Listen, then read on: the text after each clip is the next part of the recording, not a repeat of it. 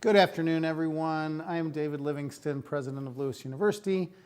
And as usual, I am joined by Dr. Christopher Sint, our provost here at Lewis.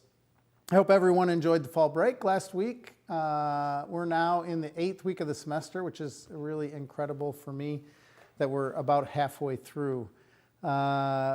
This past week, both Chris and I had the opportunity to both go to a lecture by and have dinner with Justice Lisa Holder White, who is the first African-American Supreme Court Justice in the state of Illinois. She is also a Lewis alumna, and so we're incredibly proud of her. Over the last couple days, she has sat in on classes and taught some of our students in different disciplines, but primarily focused in political science. It's been a great opportunity, I think, for us as a university to have Justice Holder White on campus, and so we're proud of her, so congratulations again. She was sworn into office this summer, but really excited to have her on campus. This afternoon, we have the Bishop of the Diocese coming, so Lewis is proud to be hosting the 21st Annual Joliet Diocesan Higher Education Convocation. Bishop Ronald Hicks of the Diocese of Joliet will be on campus, as well as faculty and staff from Benedictine University and the University of St. Francis. I think it's going to be a really great, engaging conversation and dialogue around the Catholic intellectual tradition, which will feature a lecture by Dr. Karen Eifler, Professor of Education and Director of the Garaventa Center for Catholic Intellectual Life and American Culture at the University of Portland. So later in the coming week, on Saturday, we will be having a really large group of high school students on campus for the Si Se Puede conference. Si Se Puede provides Latinx students with basically a toolkit as they think about going to college and what college success might look like. This phrase, Si Se Puede, it translated into English, yes you can. It's a motto that was made famous by civil rights leaders Dolores Huerta and Cesar Chavez, motivating the migrant workers primarily in California, but really around the country to pursue civil rights based on their working conditions. I think it's going to be a great opportunity. We are very proud to host this conference every year. And I think we're going to have a really good program this weekend. The program includes information about nursing, chemistry, criminal justice, as well as college affordability, filling out your FAFSA, how the admissions process works. So I think it's going to be a great conference. We're really excited to host them. So there's a lot going on. Chris, I know you're going to go over a next set of things, but it's just amazing this time of year. I would say, basically from the first week of October to right before Thanksgiving, it's the heart of the semester, and we just have a ton of stuff going on. And we're going to get to our guest, but we have to get through all of this other stuff that's going on. Yeah, that's right. There is so much going on in this, and really the whole day, including our guest, is really about learning more about some of the wonderful events that are going on over the next 3 or 4 weeks as we move forward. It was wonderful to see the students, especially engaging with Justice Holder White and really just soaking in, the wisdom she had about the court system and about legal professions and so on. It was so generous of her to spend almost 2 full days with us. I also wanted to mention quickly, I remembered listening to you talk about this afternoon's event, that tomorrow morning we have the Bishop Roger L. Caffer Outstanding Diocesan Principal of the Year celebration. But it's confidential. I'm not going to announce it. Don't worry. All right. I got this. I had this moment of panic because I don't want to say where we're going, but all right, I'm going to let you continue. Somewhere off campus, we will go to a place where someone will win this award, which is it's an annual award that celebrates the Principal of the Year. It's called the Outstanding Diocesan Principal of the Year Award, and it's sponsored by our own Institute for the Advancement of Catholic and LaSallian Education. It's always a wonderful event wherever it is and whomever wins the award. And we really love that tradition and are grateful for our faculty in the Department of Education who make that happen. And I look forward to being there. So a reminder that we have the askus@lewis.edu email on the screen, and please feel free to write in a comment or a question for us, a question for our guest about any of the things that we talk about today.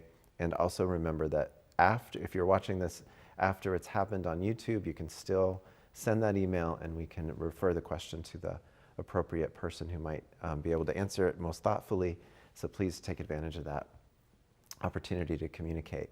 So a couple of news items. The Department of Homeland Security has awarded a $157,000 grant to Lewis for media literacy and online critical thinking initiative called How to Inform. And that grant will fund the continued work. It's the second time we've received this grant, which is a program that helps Illinois educators to provide media literacy training in their classrooms. Really great. It regularly reevaluates materials and resources, which currently consists of videos, websites, publications, and podcasts helpful in combating misinformation. The team also plans to develop an educator's toolkit that can be accessed through in-person training or online modules, and resources are provided to communities all across the state to help combat online misinformation. So much appreciation to Dr. Vesna Markovic, Professor and Chair of Justice Law and Public Safety Studies, as well as her colleagues in the department and students in the department for leading this effort. It's really cool. Dr. Morris Jenkins, also Professor of Justice Law and Public Safety Studies, is leading a group of students and faculty who are providing expertise to programs in Kankakee County.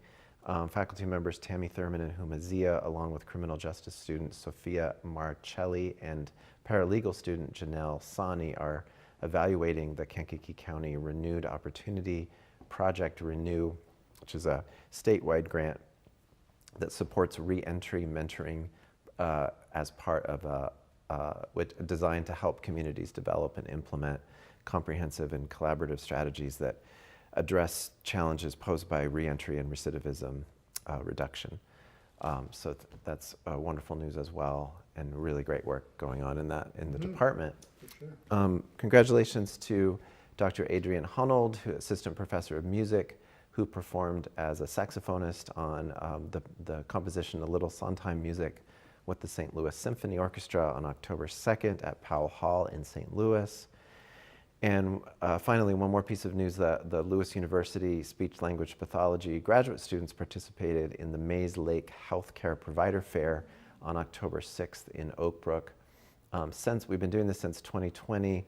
The specialty clinic has serviced the residents of the Westmont area independent living community, providing students with instruction and experience in working with adults in a professional arena. They focus on assessment and treatment of memory, word finding, speech articulation, as well as oral rehabilitation and teaching and training in the use of personal technologies like smartphones and for communication purposes. So wonderful stuff going on in our community by our faculty and I just want to make students. another shout out, Chris, to Dr. Hunold. I think we might have said this 2 weeks ago, but Dr. Hunold and her husband did a really great, live piece as we were doing kind of our prayer, opening up the mission fund at House of Blues. She's a saxophone. She and her husband are saxophonists, and it was just really.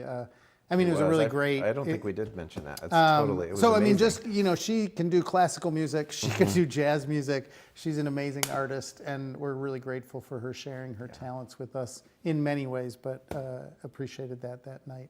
So switching over to sports, again, so much going on the academic front, but also on the sports front. So men's and women's swimming are at home Friday here against Illinois Wesleyan. Women's soccer Friday night at Southwest Baptist. Here against Southwest Baptist. I'm sorry. So 5 o'clock, go to the pool for a little while, then go over to the soccer pitch. And then Sunday, they'll be against Rockhurst men. You can then go back and forth and come back for the men's game against Southwest Baptist at 7:30. and Sunday against Rockhurst. Women's bowling is at the Penguin Classic in Ohio, Thursday through Sunday. And then women's volleyball has the Midwest crossover Friday at 2 against Hillsdale and 7 o'clock Friday night against Grand Valley. Saturday will be a TBA, depending on who's going to come. And I just want to say that crossover means a crossing over to another conference. And Grand Valley, they're just an amazing school in general in sports. So it's going to be a really good weekend of volleyball, both Hillsdale. We will win. We will win. Of course we will win. Getting back into all the other both co-curricular and academic events that are coming up. I know you're going to talk more about this. I guess pause, breathe, and say, I hope all of you take a pause and breathe, because there's so much going on campus. I want you to take advantage of it, and also, find the time for yourself, because I think it can be kind of overwhelming with so much going on. So we'll talk more about, issues around kind of how mindfulness might play into peace and kind of those kind of things as well. But we have tons more activities to talk about. That's really good advice. And I recommend that you all do it here on campus Exactly. while attending these many great events. I also want to say that the women's soccer team has not lost since they were here with me. They were here, so it's on with this show. You're the talisman. Is that what you're saying? That's right. Since they sat on this very stage, they have not lost. I think that is awesome. That was, We it should bring them all back before the changed. conference They were championship. actually extremely good before that meeting, but still, Still. they haven't Fair lost enough. It's since they were here. Totally fair. Okay, so a reminder that to watch your email for the student activities calendar, which comes out, I believe, every Monday, and it is really great set of announcements that includes arts and ideas events, as well as really fun student activities, and as well as other, many of the things that we're talking about during this hour. But one specific thing, tonight, a Kahoot Halloween-themed trivia night at the Brother James Gaffney Center from 6 to 7 p.m. So please stick around for that after having dinner over there, or walk over there at 6 if you'd like to participate in that fun activity. And then here's our list of events for the month of October. I won't go into tremendous detail about every one of them. We're going to talk about two of the big ones before we're done today. But we haven't mentioned this yet. So starting October 3rd and through the 23rd, Distant Drum by William Blake is an art exhibition at the Wadsworth Gallery. There will be a gallery talk next Thursday night with the artist. The exhibit features paintings that come from a lifelong interest in the populist subculture of reenactment. I don't know if you've been over there yet, but it's really interesting, something. Powerful exhibit. Many of the paintings pieces really depict scenes from American Civil War reenactments, which the artist has participated in and been close to over many years.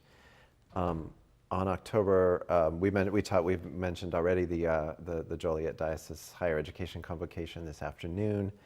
The Sapaniak Lecture featuring Dr. Paige Glotzer with a talk called Segregated Suburbs in the History of the United States is on October 18th at 2 p.m.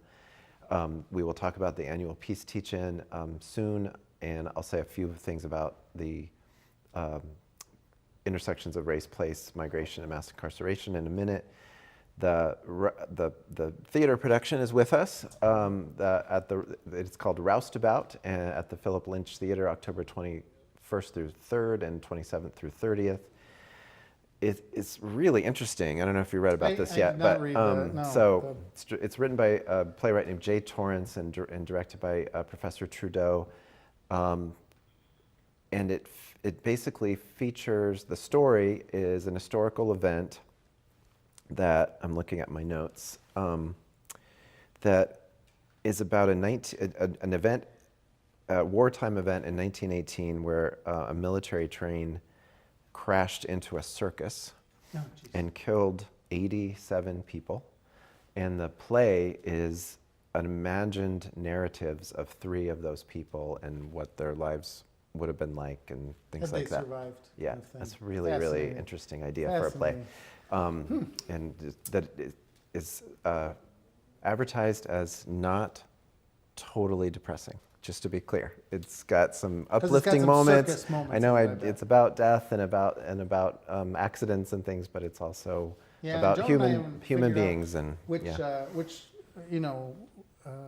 Which night we're going to go, or maybe one of the matinees. But Mm-hmm. as was on the screen, and just reminding people with the Wadsworth Gallery and the play, there are multiple opportunities for people to take advantage of that. Yeah. So please, pick your night and go and see the play. Yeah, and I think they've actually added a matinee this year, going back to the kind of post or pre-COVID schedule. So it's really wonderful. So and then finally the Speece lecture on business and ethics featuring Sherilyn Muir will be on October 26th at 11 a.m. And we just wanted to dwell a tiny bit on the Confines of Place event, which is next Friday and Saturday.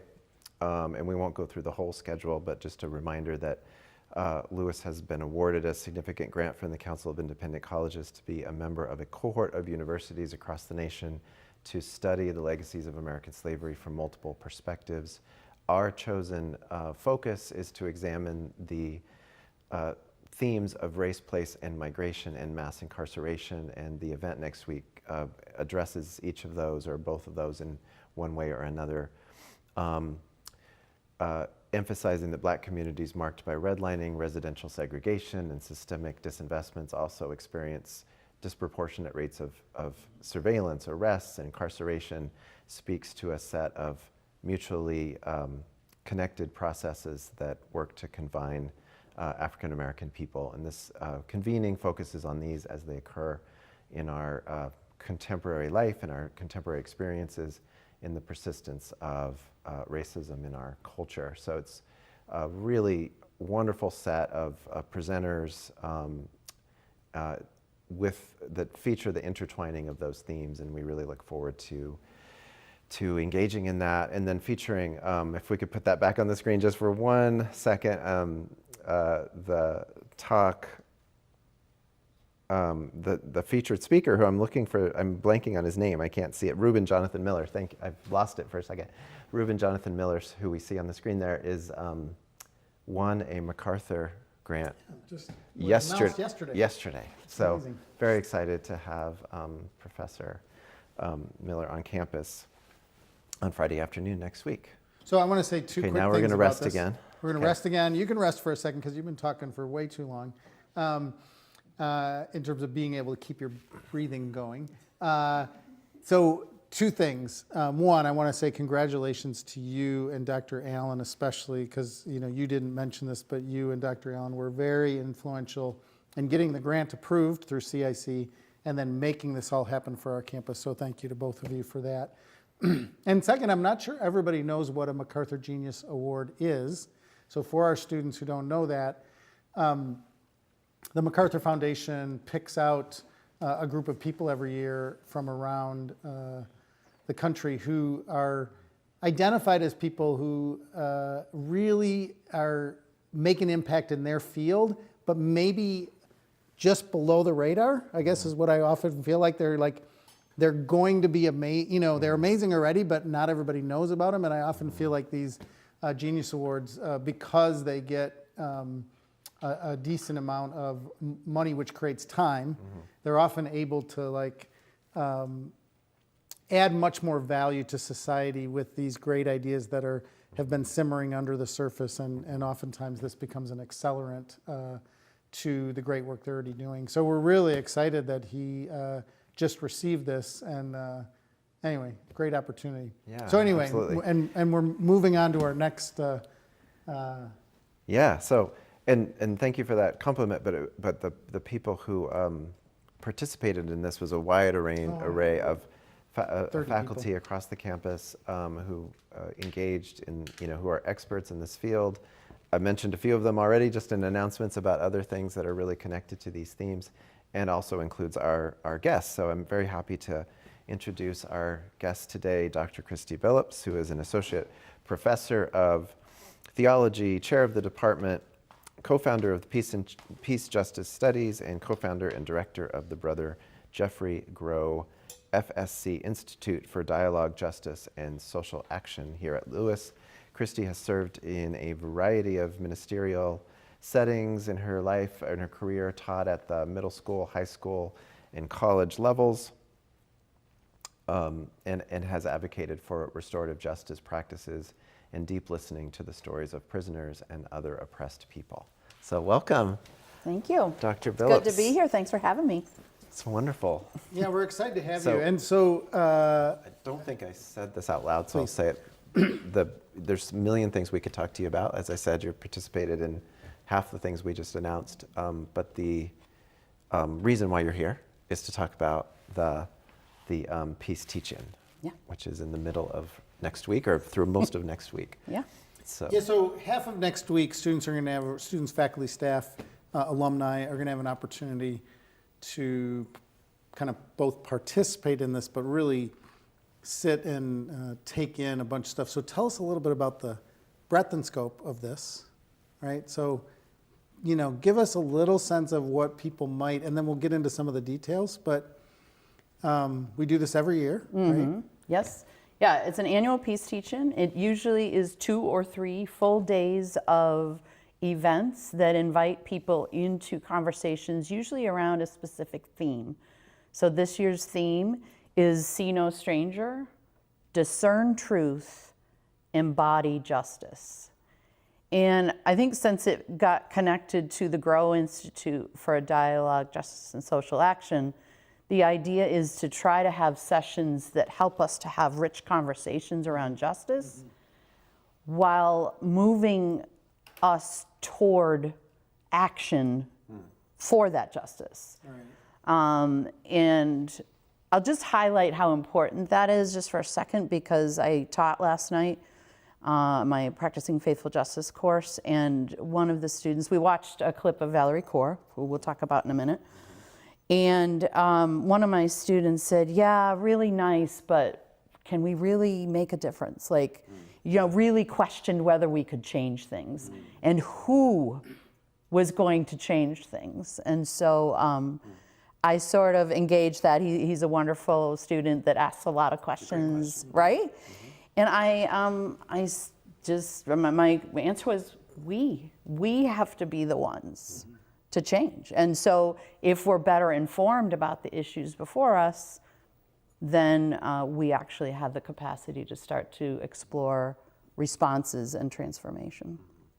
So Yeah, no, I think that's great. And it really, and that's really helpful because it highlights the broad context, right? Specific theme this year, but broadly this issue of really practicing making justice more present in our world on a regular basis. big undertaking. And also speaking to an evolution of your thinking, or you along with other people who plan it. How I just don't think I know. How long has it been going on? You know what? I don't even know the specific year. It preceded my time here at okay. Lewis, and the philosophy department Okay. started it. I'm going to say around 2000, but I could be off by a couple years. And it when I arrived, I thought it was, obviously immediately thought it was a cool thing. And eventually, I believe 2012, I kind of took it on as my little project and dragged Dr. James Burke with me, who's a wonderful teammate. And we've had some wonderful conversations about restorative justice, and the nursing folks did it one year around health issues and the justice intersections of that. Education did it one year around ADA, help me, the ADA stands for? American Disabilities. Thank you. And and next year, I'm getting ahead of myself here, we're going to be focusing on environmental justice. So Dr. Joe Kosminski is taking the lead on that and helping us to really have some rich conversation around that. So so it's got it's really evolved, I think.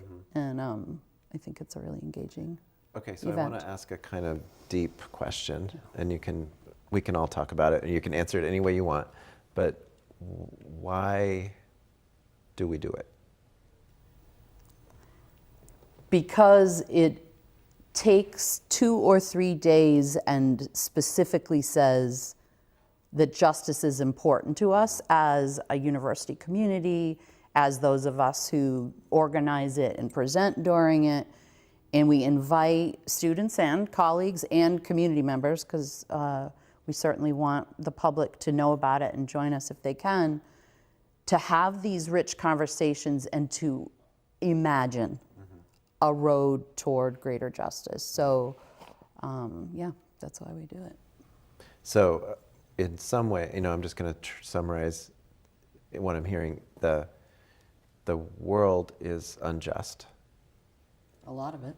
For many people, at least, and this is like spending a few days really thinking about it, engaging in it from many different perspectives with different types of experts or people who experience it differently, allows us to have a kind of vision for where we're going to move. And steps we can take toward those goals of And can I just add one thing that I know you're really involved in? So I'm just going to maybe put what I think is some words in your mouth and then you can react to them. So I think another thing that these kinds of things do, the Gros Institute, these 3 days and getting together, we of course want anyone who wants to come, but I do think that there are people who are interested and don't know much about it that often come to this.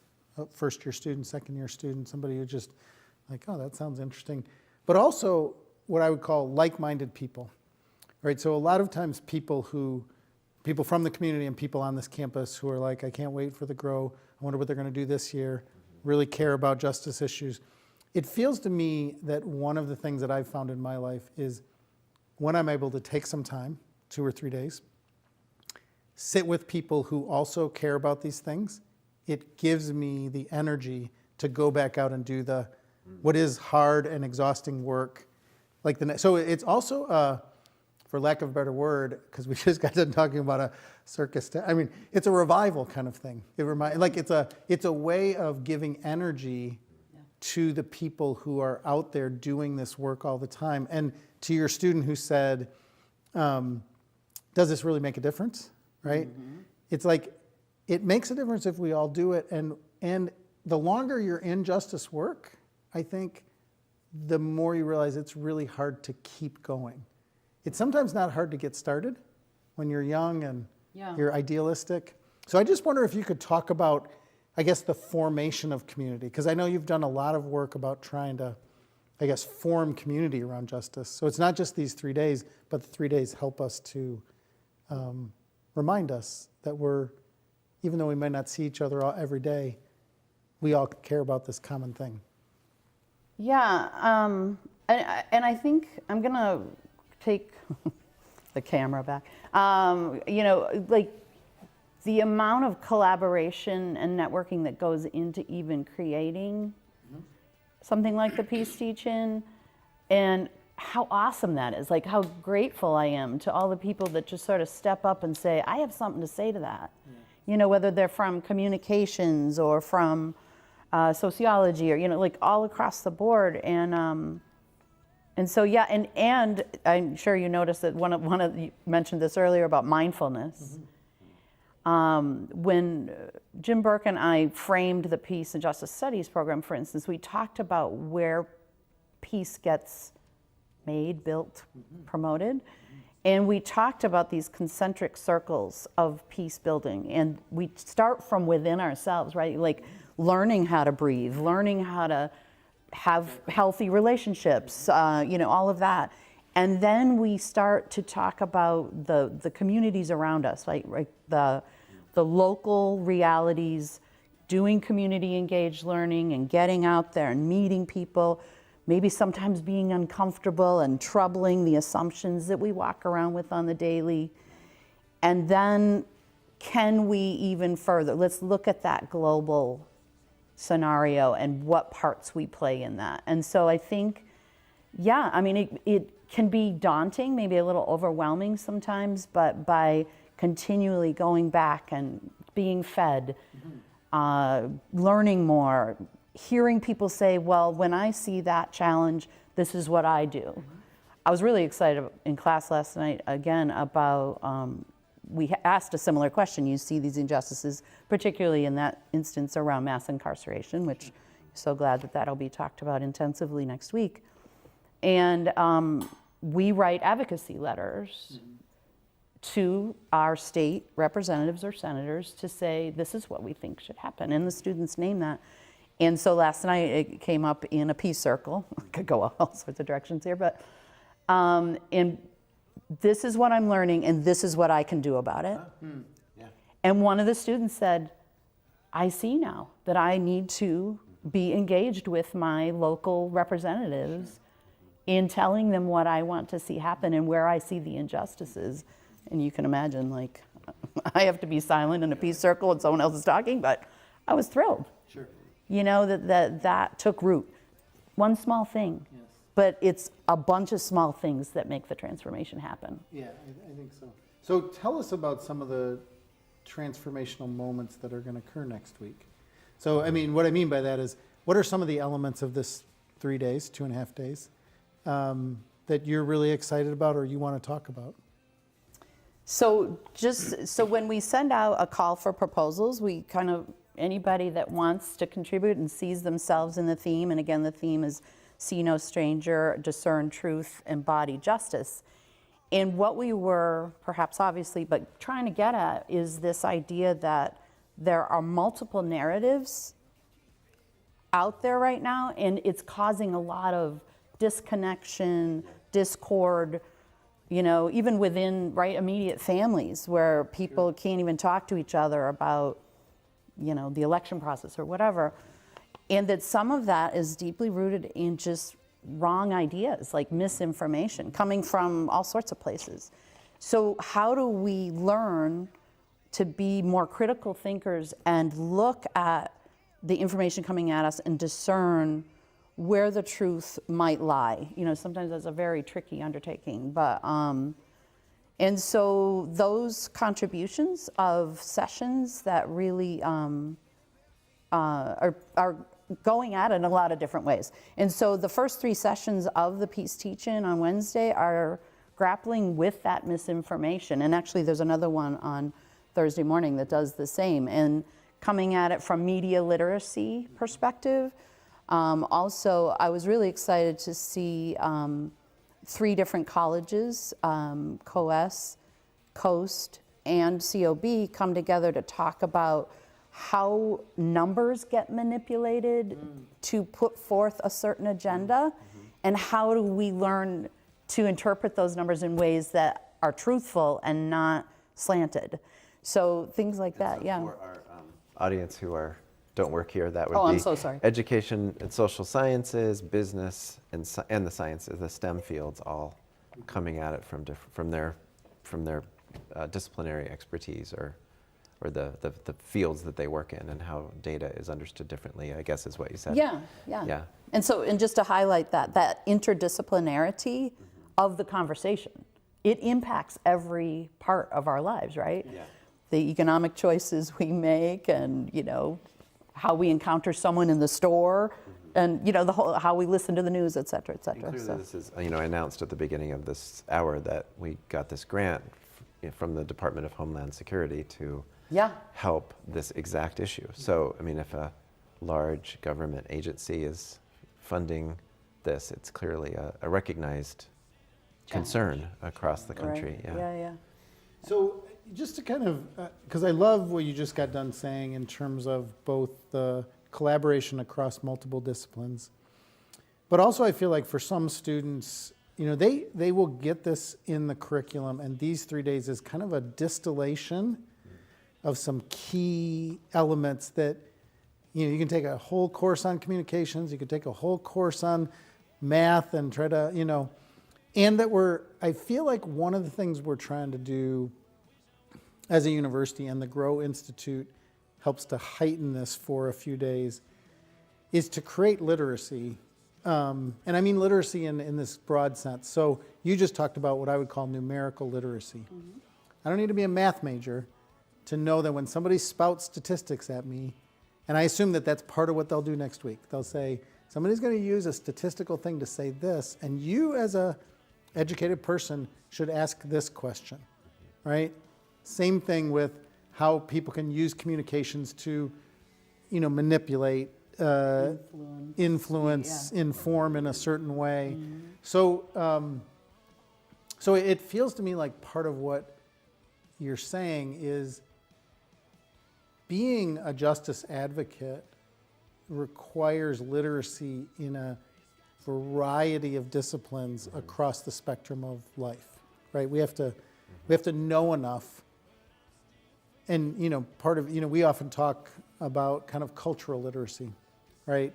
That you're talking about like coming up in a store to someone and how do you treat them, right? There's a certain literacy that's a part of that. And then you're going all the way to this other end of numerical literacy. And I think all that's, I love the idea that it comes together for a few days every year where we try to keep informing people. I want to make 2 comments about that. One is, and I've shared with both of you, that Jim Burke and I talk about the just peace lens. Like, how do we see people, systems, realities around us, the news, whatever. And so focusing those just peace lenses that prioritizes the importance of each human being, regardless of their reality or their past actions or whatever. So that's one thing I want to say. And the other thing, and this kind of is highlighted in a couple other sessions, is that it isn't just a cerebral undertaking. This is not just intellectual. We try as much as possible to have some embodied undertakings and mindfulness, and meditation has been part of it in the past. And one I'd just like to highlight because I think it's always so creative. This is the second time that the Women's Studies program is doing something at the archery range. And I'm trying to find what they call it, so sorry, so I can be, breathe, also an important word in the Valerie Kaur world. Breathe, let go, and aim for justice. And I just think it's so creative. You get people outside in this beautiful fall weather, and you learn how to do a little archery, and you think about themes of justice in that context. So to recognize spirit, body, and mind, and that all are engaged in making peace. And what I love about, that's a really wonderful extreme example, but even before you brought that example up, I was thinking about one other way of thinking about this from an education perspective for students is that they may access one of these events, or they come because they're in an English class and they want to learn about media literacy, or they're learning something specific, but they may not know the content, they may not know how it connects to justice or how it connects to some of the other topics that are going on during the Peace Teach-In. And, it gives them, a new, it's not that they don't already have some context and purpose, but it gives them a new way of thinking about why they're learning what they're learning, in classes. And connect some dots, hopefully. Yeah. Yeah. So we have a question. Oh, okay. So I want to ask a question that's come in from a student, and then I want to get to Valerie, and we don't want to run out of time. That's what I was going to But I do want to get to this question because I think it's a really important question. I think so many of us face this. Great question. And with Thanksgiving coming up, it feels even more. And you mentioned it at the beginning, but I'm just going to read this question. So, student question. I find it challenging to have these conversations with relatives who think I'm being overly influenced. Meaning, I go to Lewis University, these crazy professors, like the one before us, or the two of us who used to be crazy professors, and still maybe wish we were, or still are in our best hearts, where they sit down now at Thanksgiving, right, and they say, man, I had these great courses. I went to this Peace Teach-In, and here's what I think about mass incarceration, right? And their uncle or their aunt is like, what are they teaching you at Lewis? So could you talk a little bit about how students, The question is, how do you handle it? Yeah. Right, that's what I'm asking. How do you handle it, it. right? How do you handle it? The student wants to know, like, what do I do with this? Well, first of all, student, whoever you are, solidarity from here. I love my family very much, but I have polar opposite views of immediate family members, and this is a challenge. And I think it's like you ask yourself, do I just keep my mouth shut. That's an option. And honestly, that's sometimes where I go because I want the turkey to actually be digested and, But I think the key to something like the peace teaching and obviously getting a college education is that we get better informed. If we can find ways to have these conversations in a civil manner, big if, knowing what we're talking about and having maybe even some resources in our back pocket, oh, well, I read so-and-so, and they actually work with prisoners in this setting, and therefore I understand through experience, through narrative, through reading, what I'm talking about, and I'd like to share that with you. Exactly. You know? Such a great point. The hands-on experience really makes a difference in these conversations to say, absolutely. I've met someone who's coming out of prison. Yes. Yeah. And one other thing that might be said is that we have people, there are students here, there are members of our community right here on this campus who don't agree with each other, and so going to this event, it's not a indoctrination experience. Way, it's like everyone's invited, and dialogue is very, I know that's your orientation and the orientation of the Gros Institute in general, as well as the entire university, is that there are multiple perspectives on issues, and we really want to engage in dialogue. So that's find people on campus, who disagree about topics and talk about them, and that's practice for Thanksgiving. And I would just add one more, because I love this, and so I'm going to add one more thing to it, which is I think it's often possible to find the common ground and then find the difference. Yeah. So, Uncle Jack, do you believe the world should be a more just place? Now, we might disagree on what the definition of justice is, but do you believe that it should be a more just place? And then we have a place to start. Yeah. Because what I would say is at Lewis University, we have a fundamental commitment to making the world a more just place and we educate people so they can go out in the world and make a difference. But we have multiple commitments that we put front and center, always, right? We're not embarrassed by them, but we will have... will be reinforced this afternoon when we hear about the Catholic intellectual tradition. Exactly. Yeah. Well, and we are willing to say, as Chris said, because I think this is really important, we may disagree on how one interprets or defines these core terms. Mm-hmm. But the commitment to this, right, is not, we're not debating that. We're committed and I to would justice. argue too, it comes down to the values we hold. Exactly. And Lewis, right, our mission, Exactly. Right. everything about what we're trying to stand for here. Unabashedly committed to those things. Those values. Yeah. So we have are running out of time. keynote speaker. Yeah, right? I want to Can hear we get about to the that? Gros Memorial event. Thank you. So we are so excited to welcome Valerie Kaur to our campus.